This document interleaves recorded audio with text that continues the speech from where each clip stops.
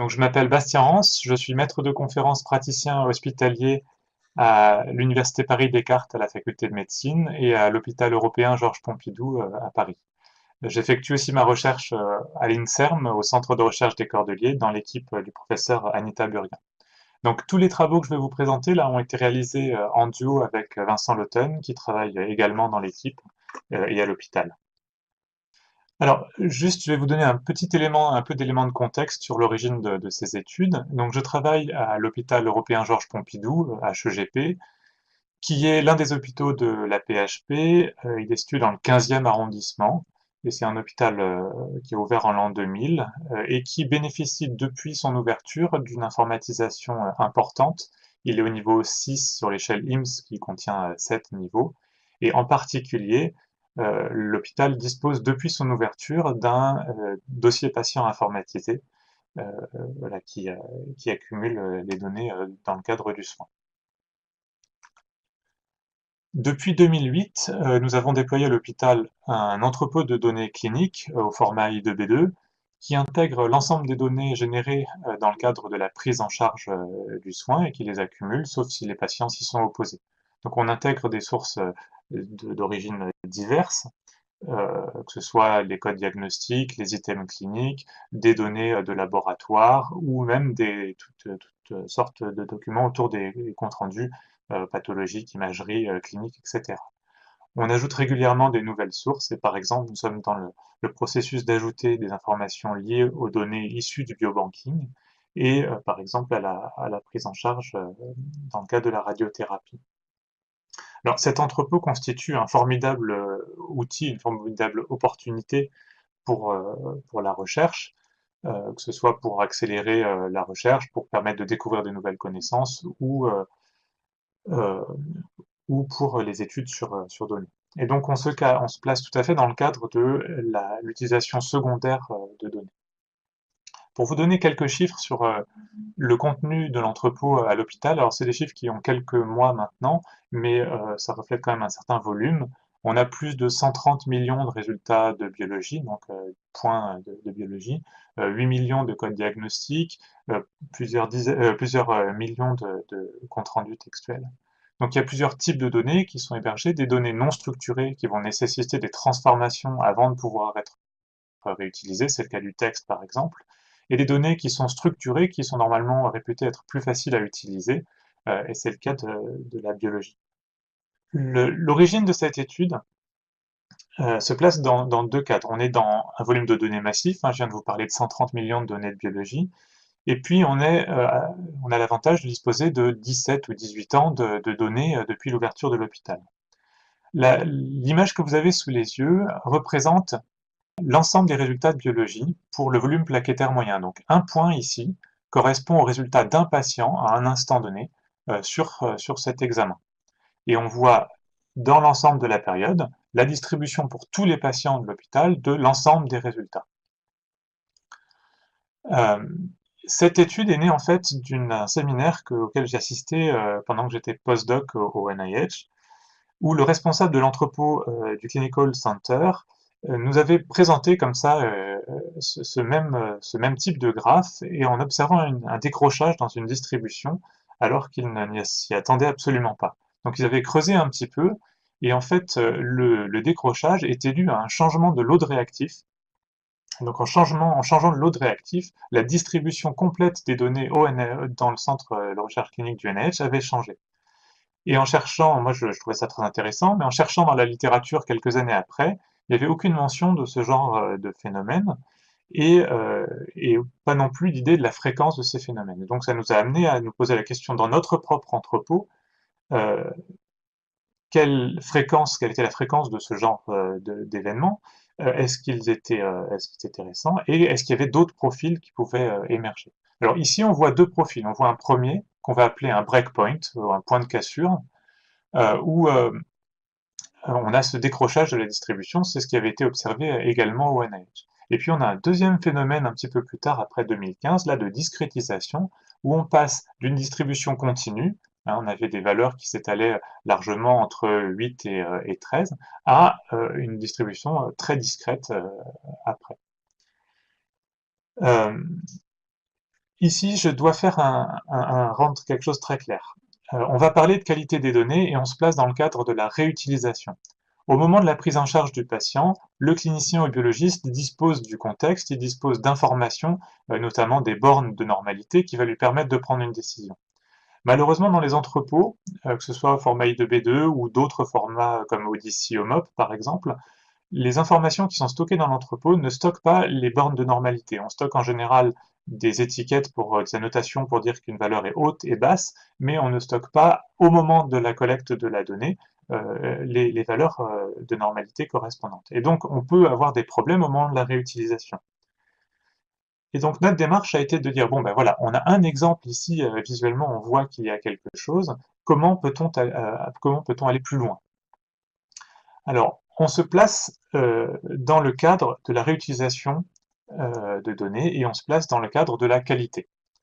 Alors, la qualité des données, c'est un sujet extrêmement vaste qui a fait l'objet de nombreuses études, aussi bien en informatique médicale que dans le domaine de l'informatique fondamentale et notamment dans les bases de données. Et donc, il y a énormément de dimensions de la qualité qui ont été décrites. Au point qu'on peut un peu s'y perdre. Alors heureusement pour nous, Khan et ses collègues ont proposé un framework harmonisé de la qualité et avec notamment trois grandes dimensions. La conformité, alors la conformité, c'est est-ce que mes valeurs sont conformes à un format attendu? Est-ce que les dates sont bien exprimées en jour, mois, année, avec 4 chiffres pour l'année par exemple? Alors ça peut être un peu plus complexe, mais on va donner cet exemple-là. La complétude, là on est dans le cas plus classique des données manquantes, avec toutes sortes de données manquantes. Est-ce que c'est manquant parce que ça n'a pas pu être fait? Est-ce que c'est manquant parce que ça n'a pas de sens, etc. Et la dimension qui nous intéresse le plus, la plausibilité, avec là, est-ce que les valeurs sont conformes à ce qu'on attend, que ce soit par rapport à des référentiels internes ou des référentiels externes. Et Carlos Saez et ses collègues ont élargi la notion de plausibilité avec quelque chose qu'ils ont appelé la timeliness, qui reflète une forme de plausibilité temporelle. Et c'est donc la timeliness, c'est littéralement la stabilité temporelle des données. Et donc on s'est intéressé à cette question de la timeliness sur deux types de données. Dans une première partie, je vais vous présenter des travaux autour des données de biologie, les données de biologie hospitalière, dans les données de laboratoire. C'est une étude monocentrique à l'hôpital Pompidou sur donc, des données numériques. Et puis dans une seconde partie, je vous parlerai d'une approche similaire qu'on a fait là au niveau national sur le PMSI avec les codes SIM. Alors, notre approche biologique est une approche, on va dire, guidée par le visuel. On considère l'ensemble des données de biologie générées par les départements d'hématologie et de biochimie. Donc on a collaboré avec les collègues biologistes pour cette étude. On a récupéré dans l'entrepôt l'ensemble des données générées, donc l'ensemble des examens, et pour chaque examen l'ensemble des valeurs correspondant, générées collectées entre 2000 et 2017. Et on a regardé visuellement pour chacun de ces examens, pardon, quelles étaient les distributions, et si on voyait émerger des profils particuliers. Donc nous avons identifié trois profils que je vous présenterai par la suite.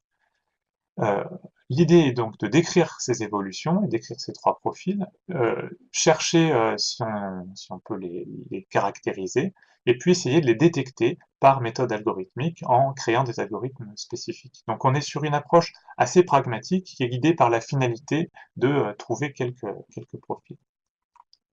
Alors, on a identifié trois types de profils. Il en existe d'autres, mais on s'est intéressé à trois types de profils qui nous intéressaient pour différentes raisons que je listerai après. Deux profils que vous avez déjà vus sur l'exemple initial, là, avec le volume plaquettaire moyen. La discrétisation, donc ces données qui étaient continues et qui deviennent discrètes, ou à l'inverse, qui étaient discrètes et qui deviennent continues. Alors, pour les détecter, on a créé un algorithme qui se base sur la fréquence des derniers chiffres. Et je vais vous en parler un tout petit peu plus dans un instant, donc je ne m'attarde pas là-dessus. Deuxièmement, on s'est intéressé à la détection des breakpoints, donc ce que vous avez vu dans le volume plaquettaire moyen, là, ce shift complet de la distribution des données. Et pour les détecter, on a réutilisé un algorithme qui s'appelle le Pruned Exact Linear Time, PELT, qui a été conçu pour travailler sur des données du monde financier, et qui peut détecter des changements aussi bien de moyenne que de variance, mais nous on s'est intéressé uniquement à la moyenne. Et enfin, le troisième type de profil qu'on a vu émerger quand on a observé les données, c'était des tendances. Et donc on a des tendances linéaires, et je vous en montrerai un exemple tout à l'heure. Et là, pour les détecter, on a utilisé des régressions linéaires simples, par partie quand on avait des breakpoints, parce qu'évidemment, si on a un breakpoint, le breakpoint peut créer artificiellement une tendance, et donc ce qu'on fait dans ce cas-là, c'est qu'on regarde s'il y a une tendance avant le breakpoint et une tendance après, et de cette façon-là, on est tranquille. Alors, je ne vais pas parler beaucoup de la méthode, hein, là c'est juste pour vous donner quelques éléments, un tout petit peu d'éléments sur la discrétisation. Euh, donc, je vous ai dit, on se base sur la fréquence des derniers chiffres. Alors, comment est-ce qu'on fait? On considère une courte période de temps, et sur cette courte période de temps, on va compter la fréquence des derniers chiffres des valeurs qu'on mesure. Et donc, on va obtenir un vecteur de 10 chiffres, entre 0 et 9, avec pour chacun des chiffres le nombre d'occurrences de ce chiffre dans la distribution.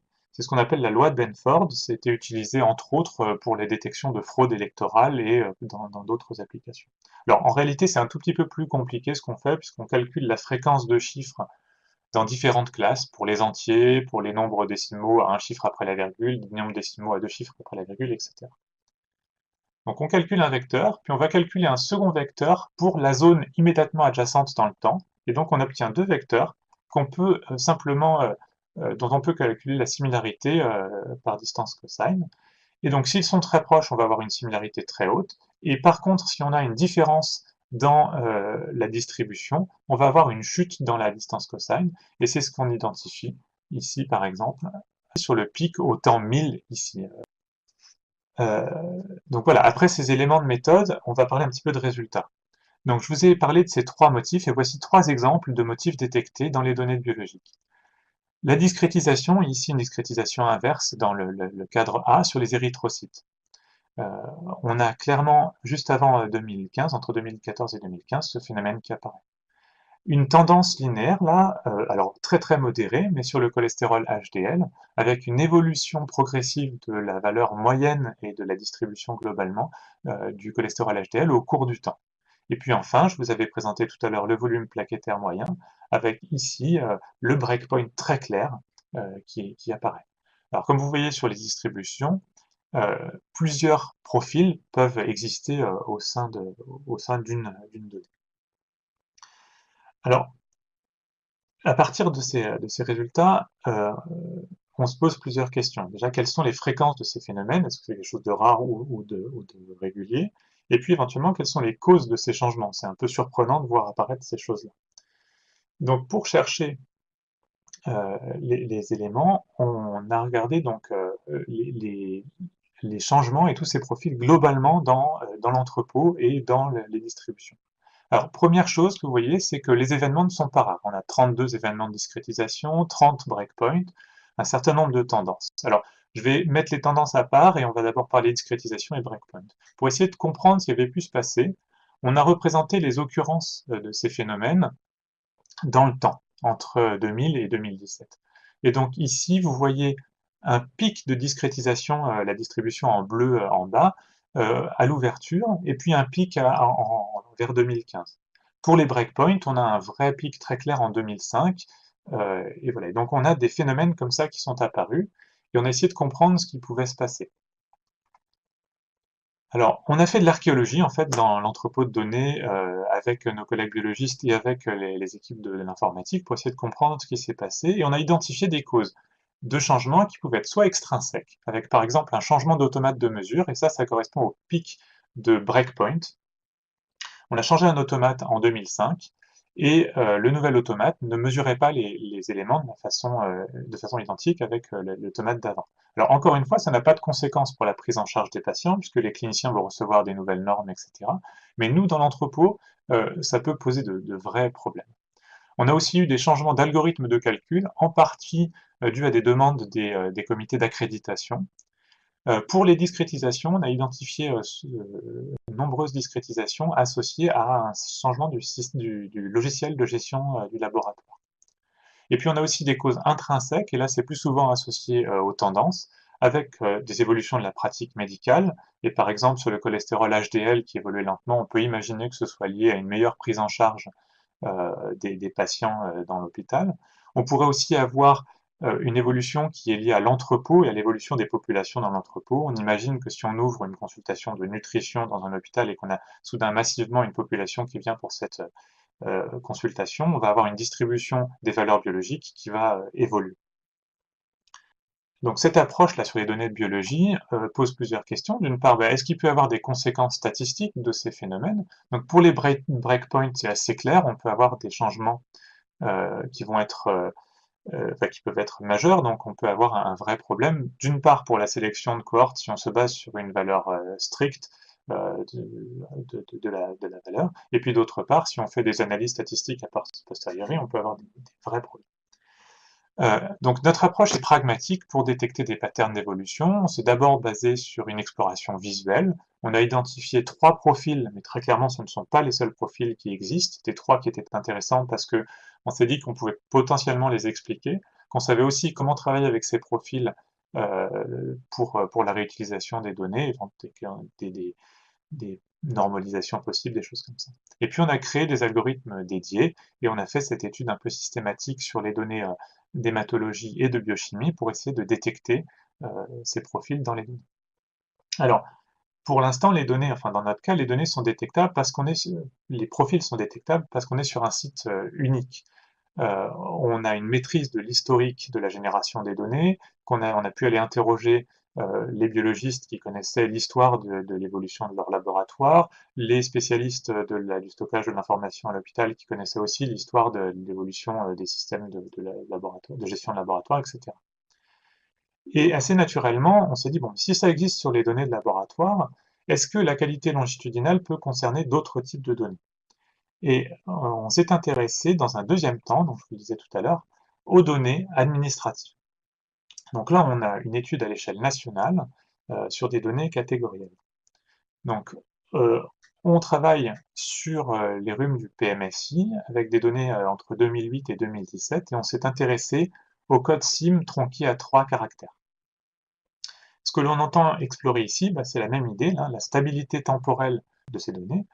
Et on veut cette fois-ci, donc encore une fois, étudier les variations, essayer de les classer. Alors à la différence de l'étude biologique, ce qu'on a essayé de faire dans cette étude, c'est d'avoir une approche un petit peu moins guidée par le pragmatisme et par une exploration visuelle, mais un petit peu plus guidée par les données. Alors, afin d'éviter deux biais, on a fait quelques transformations. Alors d'une part, pour éviter le biais dû à la variation du volume global de code par an, par exemple, on calcule une fréquence pour chaque code, donc on considère un code à 3 lettres, à 3 caractères, donc par exemple A37, et on calcule la fréquence mensuelle du code rapportée au nombre de patients distincts sur cette période. Donc ça nous donne une fréquence relative du code au cours de cette période, de l'usage du code au cours de cette période. Et puis ensuite, on sait qu'il peut y avoir des variations de la soumission des codes, et donc pour éviter ce problème-là, on fait un lissage au cours du temps, donc on prend une valeur moyenne sur une période. Et donc ici, vous avez un exemple, la représentation de la variation du code A37 qui correspond à la coqueluche au cours du temps. Donc les points noirs correspondent aux fréquences relatives calculées, et les petites croix noires correspondent-elles à la fréquence relative, enfin ce même code lissé au cours du temps. Donc on voit ici deux pics qui correspondent, un à la fin 2009 et puis un en 2011, qui correspondent à des pics épidémiologiques connus. Donc c'est un élément pour nous dire que notre représentation conserve du sens dans les données. Donc on s'est intéressé à quel type de variation on va pouvoir avoir. Donc là, je vous ai montré sur le code A37, la coqueluche, on a une variation due à l'épidémie, ça on s'y attend, mais existe-t-il d'autres variations? Donc on a regardé, on a considéré 2037 codes, et sur ces 2037, plus de la moitié, enfin la moitié, pardon, présente peu de variations. C'est-à-dire que l'amplitude, la variation d'amplitude, la différence entre la fréquence relative minimum et la fréquence relative maximum divisée par la moyenne, est inférieure à 50%. Donc c'est peu de variations. On a un quart des données qui présentent des variations modérées entre 50 et 100% de l'amplitude moyenne, et puis on a un quart des données qui représentent des variations importantes. Et voilà, donc on s'est intéressé de plus près aux 1760 codes à 3 lettres, donc caractères, on va dire maladies, qui étaient les plus représentés sur la période de l'étude. Et je vous ai dit, on a essayé d'avoir une approche guidée par les données cette fois-ci, et donc on n'a pas cherché à faire émerger des profils visuellement, on a utilisé du clustering temporel pour chercher ça. Donc notre enjeu, c'est de trouver des formes des principales variations par clustering. Alors, on l'a fait sur les données lissées pour exclure les atypies voilà. Et on a utilisé une approche modèle free en utilisant un algorithme qui s'appelle Symbolic Aggregate Approximation, ou SAX, et je vais vous montrer tout de suite comment il fonctionne en plusieurs étapes. On normalise les courbes, et puis le reste, je vais vous montrer sur un exemple. Donc ici, on a un exemple, on a une courbe qui varie au cours du temps. Donc première étape, on a normalisé la courbe, et deuxième étape, on calcule 3 zones, les valeurs élevées, les valeurs moyennes et les valeurs faibles. Le nombre de zones peut être déterminé par l'utilisateur. Et ensuite, on détermine des zones dans le temps, ici qui correspondent aux petits traits verticaux. Et à chaque zone dans le temps, on va associer une lettre correspondant à la valeur de l'alphabet. Donc ici, les C correspondent aux valeurs élevées, les B aux valeurs médianes et les A aux valeurs faibles. Et donc pour une courbe de données, on obtient un vecteur de lettres qu'on va pouvoir comparer à d'autres vecteurs de lettres. Et ça nous permet un clustering un peu plus facile que sur des données biologiques, sur les valeurs numériques directement. Alors, voici les résultats que nous avons obtenus sur le clustering. Donc ici, on a les 1760 codes, et on a obtenu 4 clusters, avec 2 clusters qui ont des profils assez clairs, le cluster 2 et le cluster 3. Le cluster 2 présentant une évolution linéaire croissante, le cluster 3 une décroissance linéaire, et puis les clusters 1 et 4 qui sont un petit peu plus complexes, le cluster 4 avec une espèce de stabilité dans le temps, et le cluster 1 avec sa distribution qui augmente et qui diminue. Alors, c'est très intéressant, enfin on était content d'obtenir ce résultat, mais il n'est pas très parlant en termes de signification des évolutions. Et donc, on s'est posé la question de est-ce que ces clusters reflétaient une cause d'évolution par cluster, ou est-ce qu'on avait un mélange de causes dans ces distributions. Et donc, on allait regarder pour chacun des clusters précisément différentes évolutions pour essayer de comprendre ce qui se passait. Je vais vous montrer plusieurs résultats. Alors, on a dans les clusters des facteurs intrinsèques. Alors, je vous ai montré tout à l'heure A37, la coqueluche, qu'on retrouve ici en bas à gauche des 4 schémas, avec les 2 pics épidémiques qui apparaissent clairement. Au-dessus, B05 correspond à la rougeole, et là aussi on a un très beau pic. Si on avait des données plus récentes, on verrait le pic de rougeole actuel. Et puis, à droite, on a la syphilis en haut et les infections gonococciques en bas, avec des évolutions intrinsèques classiques, enfin, épidémiologiques ou biologiques. Donc ce qu'on va appeler facteurs intrinsèques, c'est des évolutions qui reflètent une réalité biologique ou épidémiologique. Et par contre, on a aussi des facteurs extrinsèques, avec ici un premier type de facteur extrinsèque qui est la maîtrise de la terminologie finalement. Donc ici, je vous présente 3 codes autour des tumeurs malignes de l'utérus, avec le code en bas à gauche C55 qui correspond aux tumeurs malignes de l'utérus partie non précisée, et on voit que la fréquence d'utilisation de ce code diminue au cours du temps, au profit d'une légère augmentation pour les localisations précisées, donc les tumeurs malignes du col de l'utérus pour C53 et du corps de l'utérus pour C54. Donc ici, cette évolution ne correspond pas à une réalité épidémiologique, elle correspond à une meilleure appropriation de la CIM10 par les, personnes qui font le code, et on abandonne le code C55 qui est moins informatif au profit des codes C53 et C54. Une deuxième cause extrinsèque, deuxième facteur extrinsèque d'évolution, ça peut être les pratiques de facturation et l'organisation des soins. Ici, vous avez 3 courbes autour de la malnutrition. Et on voit des augmentations majeures des codes 43 et 44 qui correspondent aux malnutritions graves ou légères et modérées, avec pour les malnutritions graves une augmentation d'un facteur 3 de la fréquence relative. Pour les malnutritions légères et modérées, une augmentation de la fréquence par 4, donc c'est vraiment considérable, et une légère diminution des malnutritions sans précision. Et ici, clairement, on n'a pas en France, sur la même période de temps, une épidémie de malnutrition qui pourrait justifier cette évolution brutale. Alors on voit qu'on a regardé les niveaux de sévérité associés à ces rhumes. On a ici des niveaux de sévérité 3 et dans les deux catégories qui montent et 2 dans celle qui descend. En réalité, ce n'est pas suffisant pour expliquer globalement sur l'ensemble des codes les évolutions qu'on a pu observer. Alors, je vous ai montré deux types d'évolutions, deux types de facteurs. Les facteurs extrinsèques, par exemple les pratiques de facturation, l'optimisation de codage, et des facteurs intrinsèques épidémiologiques. Et bien malheureusement pour nous, on n'a pas un type de facteur qui correspond à un cluster. Donc, les clusters ont des variations qui sont causées par plusieurs éléments. En plus, en réalité, les données qu'on a sont probablement, enfin, l'évolution qu'on observe, elle est probablement causée par une combinaison de facteurs extrinsèques et intrinsèques.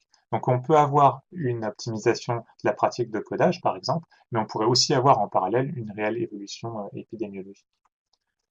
Donc on a un besoin d'annotation claire. On a différents facteurs, je viens de vous lister, euh, qui peuvent jouer. Et donc, il faudrait qu'on puisse savoir pour un code si ce code a fait l'objet, par exemple, d'une évolution de la pratique de codage, ou si c'est quelque chose qui a été euh, favorisé dans le cadre de l'organisation du soin au niveau national, ou si on peut y rattacher, par exemple, des informations sur l'épidémie. Et donc, euh, on a un vrai besoin de comprendre l'évolution de ces données, en particulier à l'heure du big data et de l'intelligence artificielle, où on va vouloir faire parler les données. La question de la qualité et de la qualité longitudinale en particulier nous paraît cruciale. Donc il est nécessaire de comprendre et de maîtriser le processus de génération des données, et on pense qu'il est vraiment capital qu'il y ait une proximité entre les données, les producteurs de données et les utilisateurs pour comprendre vraiment l'enjeu, ce qui s'est passé dans la génération, et éventuellement de pouvoir documenter les mécaniques de production et les influences qui peuvent y avoir. Alors, il y a une quantité importante de données et de méthodes qui se cherchent. On n'a aujourd'hui pas trouvé, nous, dans la littérature, des méthodes classiques pour qualifier les évolutions des données. Ça pose un certain nombre de questions, notamment quelles mesures peut-on mettre en œuvre pour travailler dans les entrepôts ou à la réutilisation des données avec ce type de phénomène. Alors, nous, notre réponse a été pour l'instant la formation des personnes, par exemple sur l'étude de biologie. Maintenant, dans l'hôpital, on forme nos collègues qui réutilisent des données en leur disant attention, si vous utilisez des données de biologie, allez vérifier d'abord que vous êtes sur une période qui est bien stable, qu'il n'y a pas un breakpoint au milieu de la période. On est aussi en train de réfléchir à la mise en place d'annotations des variations biologiques pour qu'au moment de l'utilisation, on puisse se dire ah attention, là je suis sur un, une variable biologique qui contient un breakpoint ou qui contient une tendance, il faut que je sois prudent dans la réutilisation. Euh, Plus largement, en fait, dans le domaine médical, on peut poser la question de ce qu'est une valeur normale. Nous, notre étude sur la biologie, par exemple, mais sur le PNSI aussi, s'est intéressée à la population entière. Maintenant, si on s'intéresse à une population spécifique, eh bien, on peut avoir des éléments intéressants. Cet article vient juste de sortir dans JAMA, et il s'intéresse au taux de créatinine dans le sérum chez les femmes enceintes avant, après et pendant la, la grossesse. Et on voit ici que la valeur normale pour les femmes enceintes se retrouve à 45 microgrammes par litre, alors que avant et après la grossesse, elle est autour de 60. Et donc là, c'est pareil, si on considère les données noyées, on risque de ne pas voir ce phénomène. Et par contre, si on veut déterminer ce qu'est une valeur normale pour une femme enceinte, il va falloir se poser la question. Donc ici, c'est un exemple d'une sous-population, mais il y a de nombreuses autres sous-populations sur lesquelles cette question pourrait se poser. Et donc là, on est sur un aspect longitudinal. On a de nombreuses autres dimensions, comme je vous disais, qui pourraient s'appliquer. Voilà, donc ça va conclure ma présentation. Je voudrais remercier évidemment tous mes collaborateurs, en particulier Vincent, qui a été le co-auteur de tout ce travail. Je veux un remerciement particulier à Liliane Kongwin-Chang qui a mis en place, qui a conçu l'algorithme de détection des changements de distribution, les discrétisations, et puis l'ensemble des collègues. Je vous remercie.